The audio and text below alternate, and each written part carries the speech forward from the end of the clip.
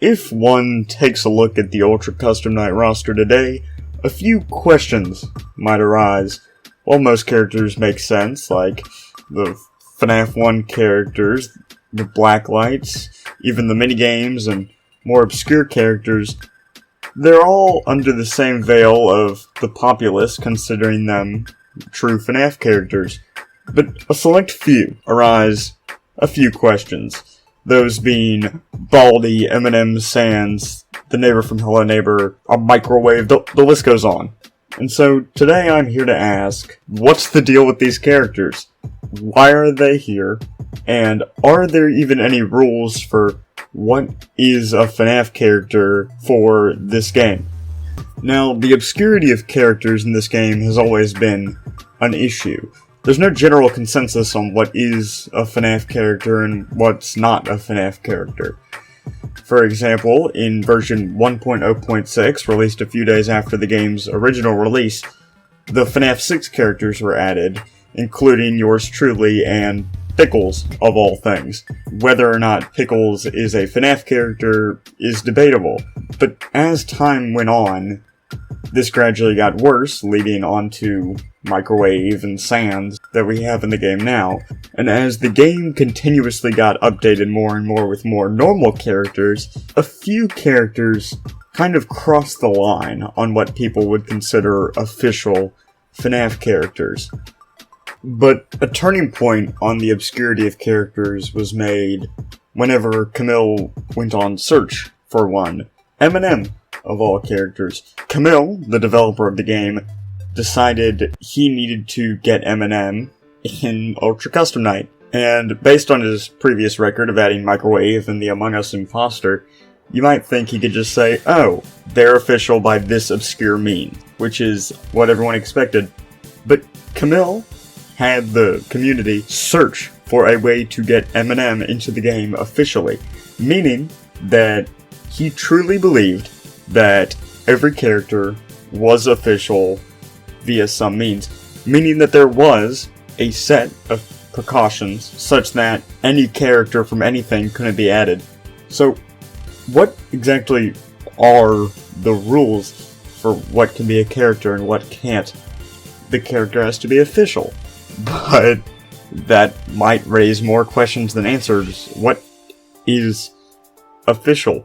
Most people believe fan-made content isn't to be in the game, but the results of companies like Illumix and Steelwool, which collaborate on FNAF directly, any of their posts can be characters, and any fan-made content they choose to share gets to be official. So, at what point does that system become blurred? Do their posts have to be related to FNAF? What about a post from a Fanverse developer who is technically making their own side game under the support of Scott Cawthon, but underneath the influence of companies like Steelwool and Illumix? How is fan art in the game if fan-made content can't be? What's the deal with functions? If functions can't be in the game, then what counts as a function? What's lighting? What's not lighting?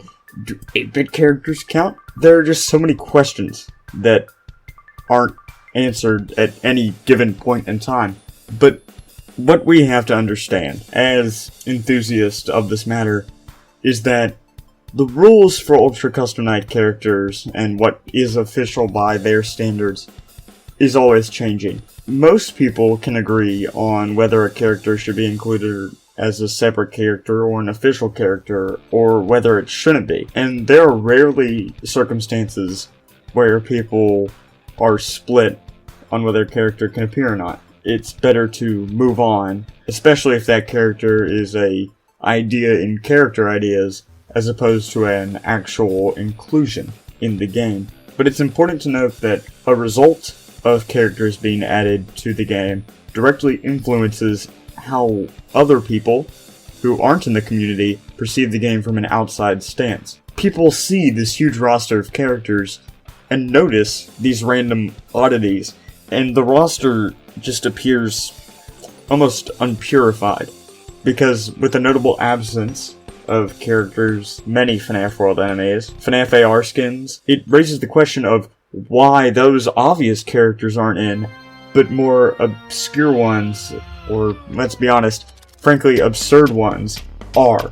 And the reputation of Ultra as a fan game of this nature has been tampered by these oddities. Many people advocate for a light edition of the game where these odd characters aren't in it to help the roster look more purified, and I can't really disagree with that statement. Whenever you look at the general roster and you see the Among Us imposter of all people, it feels less like a FNAF fan game and more of a, haha, we're gonna have fun with it and just add whoever we want because the people who download the game shouldn't really care. And that's diminishing to the people that play the game, and it almost seems like you're tarnishing the idea, in a sense.